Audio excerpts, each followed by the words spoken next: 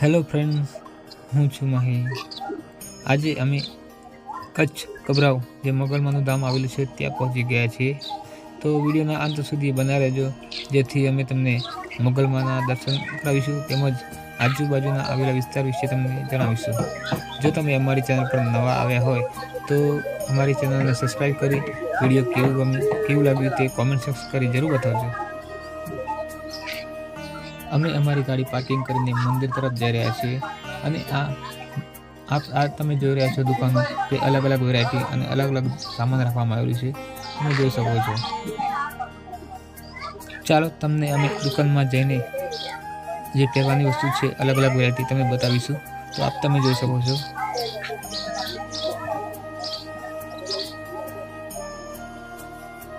તમે જોઈ શકો છો કચ્છની ફેમસ ડિઝાઇન જે લેડીઝોને પહેરવા માટે સામાન તેમજ માતાજીનો પણ હાર રાખવામાં આવેલ છે. અહીંયા આપ જોઈ શકો છો.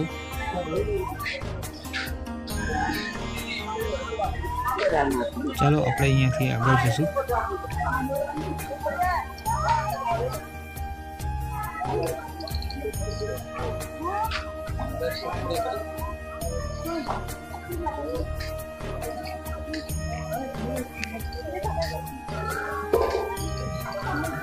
સામે તમે જોઈ રહ્યા છો મંદિરનો ગેટ. ફાઇનલી આપણે મંદિરે આવી ગયા છીએ. મંદિરની અંદર ફોટોગ્રાફી તેમજ વિડીયોગ્રાફી મનાય છે, તેથી તમને હું મંદિરના બહારના વ્યૂઝ બતાવીશ.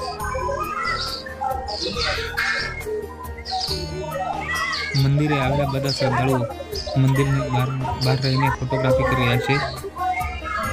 સામે તમે જોઈ રહ્યા છો કે બાપુશ્રીનો આદેશ છે વિડીયો કે ફોટોગ્રાફી કરવાની મનાય છે.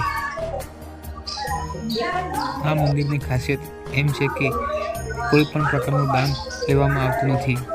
અહીંયા માતાજીની કૃપા છે કે હર કોઈની મનની ઈચ્છા પૂરી થાય છે.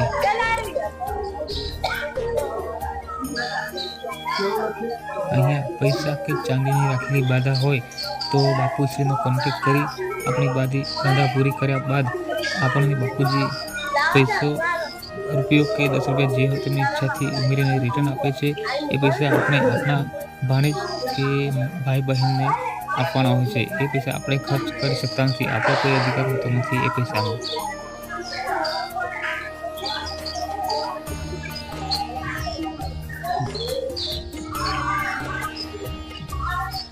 અહીંયા આવેલા શ્રદ્ધાળુઓને નાવા ધોવા જમવા રહેવાની સુવિધા પણ રાખવામાં આવેલી છે, આપ જોઈ શકો છો.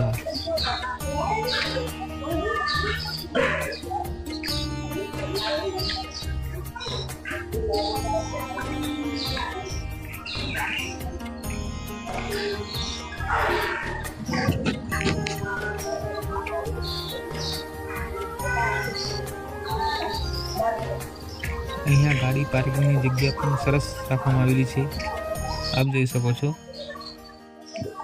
અહીંયાથી આપણે વિડીયોનો એન્ડ કરીશું અને વિડીયો કેવું લાગ્યું તે કોમેન્ટ કરી જરૂર જણાવજો. કોમેન્ટમાં જય મોગલ લખવાનું ભૂલતા નહીં. આપણે અહીંયાથી હવે સીધા માટેલ જશું. એ વિડીયો તમને બીજો પાર્ટમાં તમે જોઈ શકો છો.